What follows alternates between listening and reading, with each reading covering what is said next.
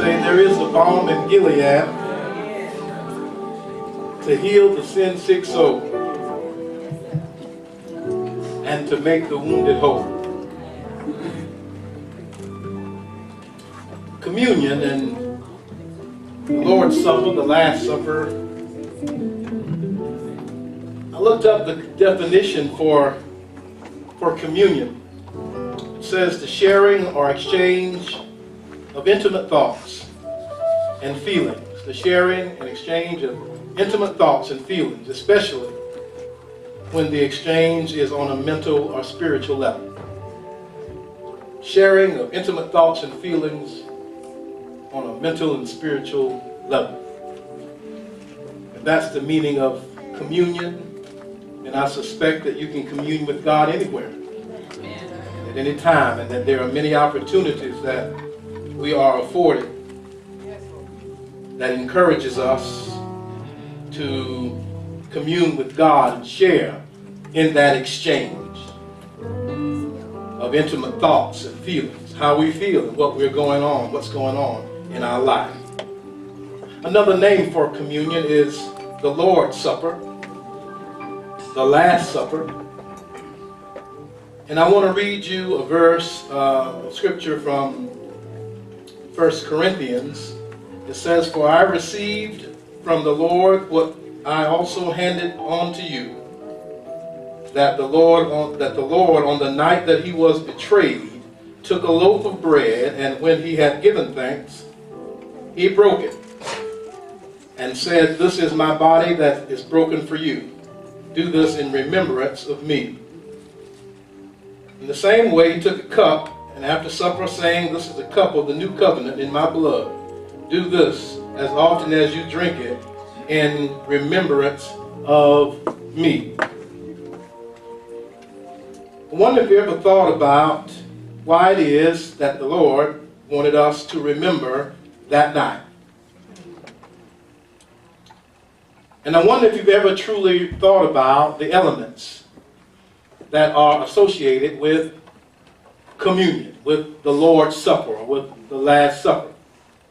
There are only two elements, and this is one of the only times that Jesus says, "I want you to remember this in honor of me." There's bread broken bread, and there's bloodshed. There's a body that's broken as bread, and there's bloodshed. Why would the Lord want us to remember this? That he could have waited three more days or so, and he could have risen from the dead, and he could have come to his disciples in the same way and said, "This is my body fixed for you." He could have been put back together. He could have been made right. He could have been resurrected and strong and almost impregnable, almost unable to be defeated. And he could have said, "I want y'all to remember this." You know, he could have got up with all power and then appeared and said, "Now, I want you to remember me like this. I want you to remember this moment." So it begs the question, at least to me, as to why he wanted to memorialize what amounted to almost defeat. I mean, just a day earlier or so, the text said that he had rolled down into Jerusalem, and, you know, they were saying, "Blessed are you who comes." There had been a great big parade, a great big march towards Jerusalem with fanfare everywhere, and they were blessing him and praising him. And the Bible says in the midst of that, as he approached Jerusalem, he began to weep. And so as the celebration is going on around him, and the thoroughfare is bursting into praise, he actually is crying. Amen. And he says of the city of Jerusalem, "If you, even you, only knew the things that make for peace, yet they are hidden from your eyes." And he said, "There'll come a day when when there won't be one stone on top of the other, because you didn't recognize the time of God's visitation. In other words, you didn't recognize when God was speaking to you. You didn't recognize when God approached you. What a missed opportunity. What a tragedy of opportunity. And so it's not just that, but it is the feeling. It is the place where Jesus stands that I want to capture for a moment, just for a moment. And I hope we can capture it. You know, sometimes you're trying to take a picture, you're trying to get just the right. You know, it's not so much a text I want to lift out, it's an angle. It's a particular view that I want to capture this morning. And that view is what exactly is Jesus feeling as he weeps? Is it a sense? You think about it. He is weeping because he knows they're not going to come around. Right. He's weeping because he knows his time is running out and there's nothing he can do to alter or change how they behave. He cries. It's only one or two times mentioned in the Bible where he cries. He cries literally because they are missing the best opportunity. They're just missing it. And sometimes we can't see the opportunity. We can't see the things that make for peace. We can give other people advice, and you know, on the outside we can look and say, boy, all you need to do is just talk to him like this, or just talk to her like, you know, you're just incredulous because the person that you're talking to can't see something that's simply plain to you. You can't see the things that make for peace. And so there comes a point where there's nothing else you can do. And so what I want to try to capture here is that moment where Jesus realizes, you know, this is not going to happen. This right there. Right there. Right there. And so you can make the case that Jesus says, do this in remembrance of me, do this. That this is canonizing. It is, you know, he's in a room with 12 disciples and he's saying, do this in remembrance of me. And then he took bread and broke it. And what I want to suggest to you is that there's two things associated with bread. Bread is nourishment. Bread is food. Bread is good for the mind, body, and soul. And it's broken. And so one of the reasons I suspect that Jesus didn't come back 3 days later and say, remember this. He said, there's something I want you to know about brokenness. There's something I want you to know about failure. And I want you to always remember this about failure. I want you to always remember this in your disappointment. I want you to always remember this in your broken dreams, your broken heart, your broken marriages, your broken relationships, your broken hopes. Yep. I want you to know that in all of those things, there's a certain kind of nourishment in the brokenness. You see, bread feeds, but the bread is broken. So perhaps God is saying that the thing that I want you as humans to remember the most is not the glorified me. Yes, you'll get over. One day you will be stronger. But in your brokenness, he said, this is my body broken for you.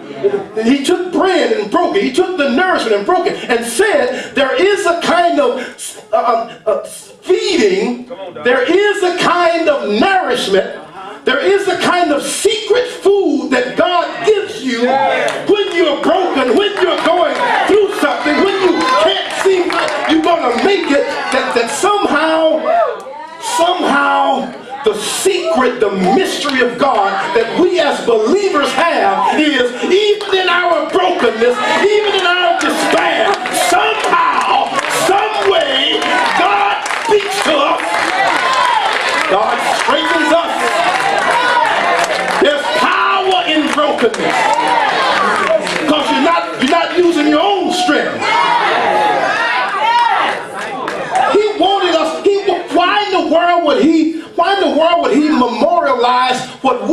seem to be a failure because when he went to the cross,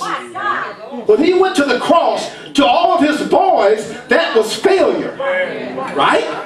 Because all of them ran. They didn't want to participate. They couldn't participate in that. That's right. That's right. It looked like God had lost.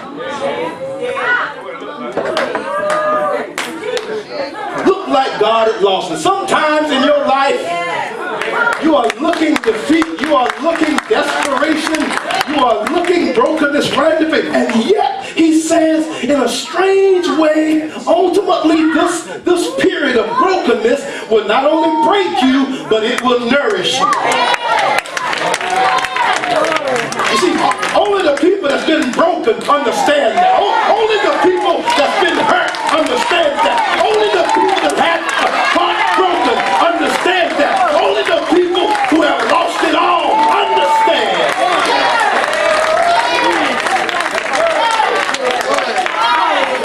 That there's nourishment in brokenness.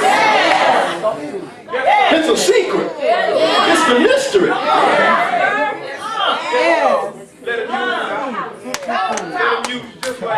It's hot up in here. I don't want to keep you long, but I want to share you see, the title is A Very Present Help. That's the title of the day. And so this model, this paradigm, this picture that we've established right here is that he wanted them to remember and take this forward. Do this every time. Do it in remembrance of me. Don't ever forget it, he's saying. Right. Don't ever forget this. Never said that about the resurrection. Perhaps didn't have to, but we memorialize victory. We memorialize, and we ought to. We ought to. We all want that. But so much of our lives is characterized by loss, separation, unfulfilled dreams, hopes, dashed, money lost, opportunities missed. And what do you do then when you don't measure up to the glorified God? And God knew we'd have a problem measuring up to that. So he said, this is what I want you to remember. Yes, this is my body broken, nourishment, yet brokenness. Nourishment, yet brokenness. Doesn't that characterize so much of your experience? This is what he says in Psalm 46, and we'll close with that. He says, God is our refuge and strength, very present help in trouble.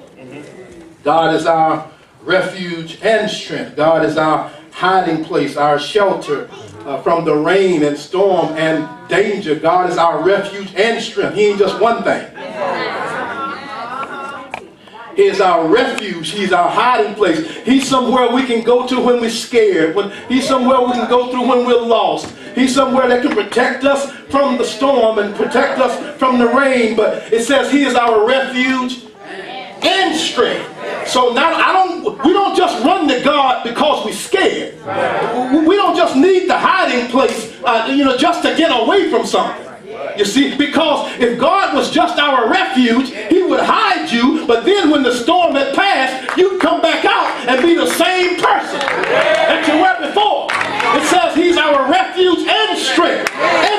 So that means that something happens when you are hiding. Something happens when you go to him. Something happens when you connect with him.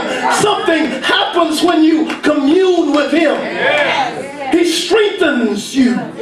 He uses that moment that brought you to him. He uses that danger that brought you to him. He uses that failure that brought you to him.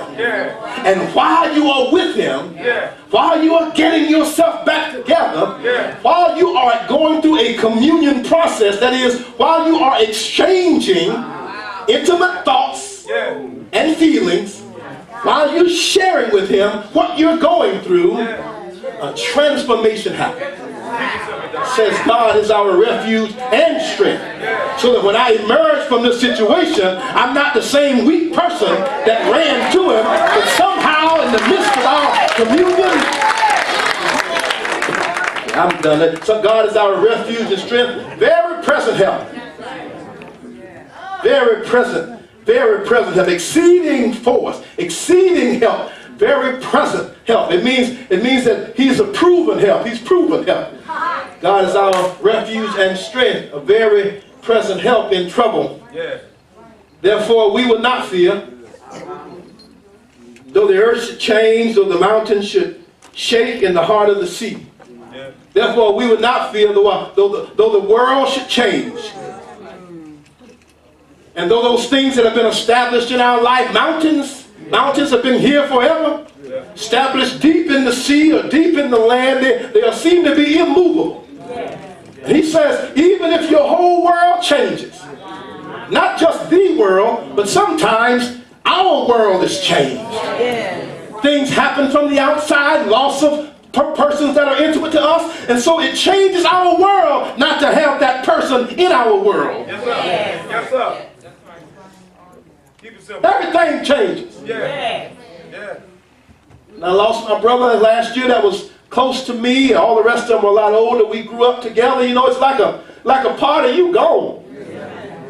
You know, somebody that knew you when. Somebody that knew you when. And sometimes, you know, the older we get, there are more and more changes that we endure. More and more friends lost, more and more things that have been a part of our lives that for a long time seem to shift. Therefore, we would not fear, even though the earth should change. So it's telling you that changes are happening. Changes are coming, even though. See, we serve a even though kind of God. We don't serve a God that eliminates our problems. We don't serve a God that keeps us from problems. But even though the earth should change, or the mountains be removed, Use that word, Doc. here it is. There's a river. In the Hebrew, the word river comes from a word which means underground stream. Can't see it with the naked eye. Everybody wondering where you get your strength from.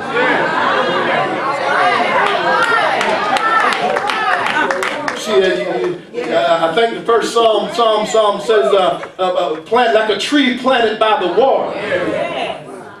You know, it gets nourished from, and that's how a tree is nourished, right?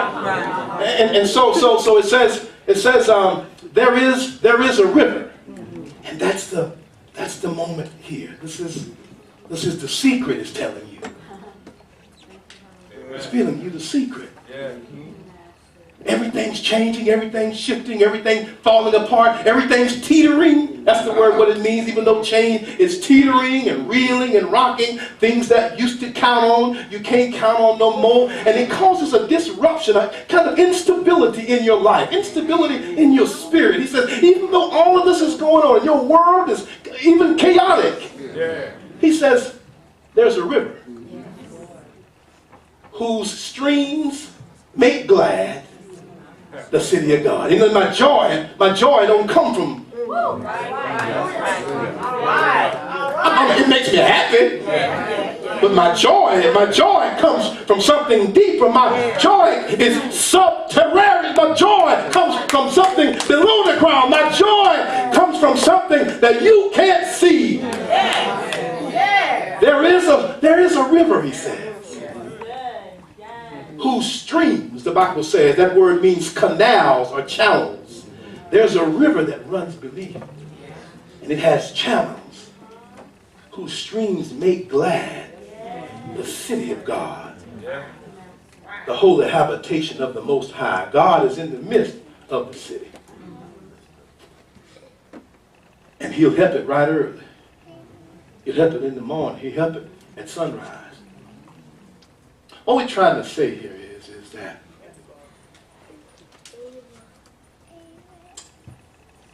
brokenness has within it the seeds of new birth.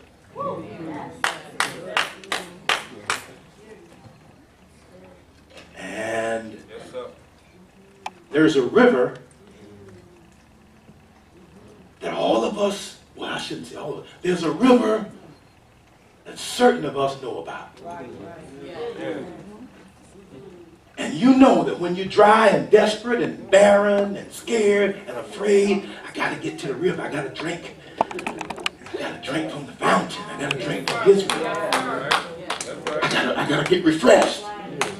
David said, he leadeth me beside still water and restores my soul. David found the stream. David found the source. The woman at the well said, Lord, I'm thirsty. The Lord said, I'll give you water that never runs dry. It will become in you a fountain gushing up to eternal life. Gushing up. That way, no matter what environment I'm in, I got my own irrigation system inside of me. Doesn't matter what it looks like on the outside. Doesn't matter if they turn all the water sources away. There is a river. I said a certain song when I was a little boy. There is a fountain filled with blood drawn from Emmanuel's veins, and sinners plunge beneath that flood.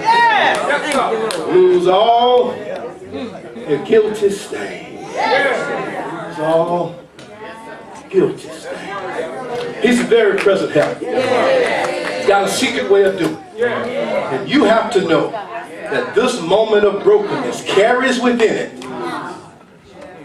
the seed of resurrection.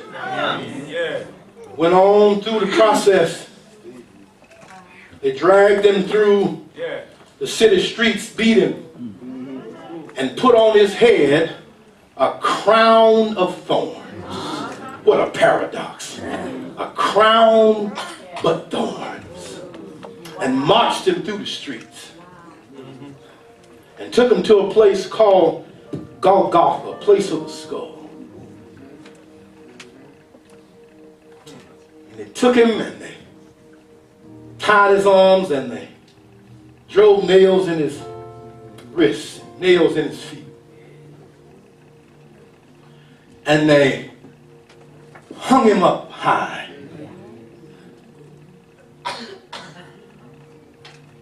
And they had a sign above his head. King of the Jews. Mocking. When they had brought him before Pilate, bloodied and bruised and swollen eyes and busted lips, they marched him out in front of the people and said, behold the man. That's us. Brokenness, woundedness, loss, pain, desperation. Yes. And yet, the Lord brought him through. Yes, he did. Won't he bring you through? Hasn't he brought you through? So if you come here today and a little downhearted, a little brokenhearted, a little world a little shaky, things that you had counted on been removed, shaken,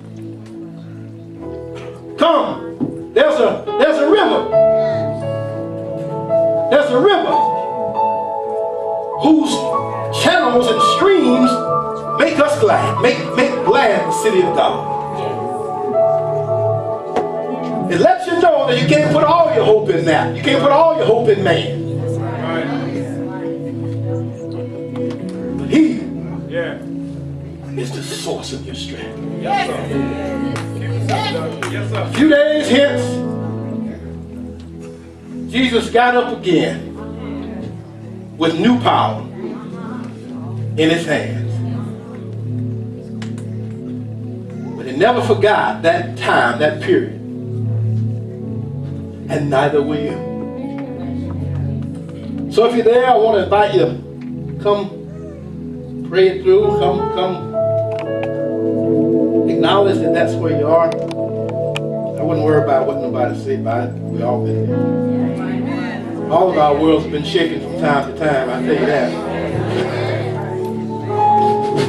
But if if you got something you can't fix, we know a fixer.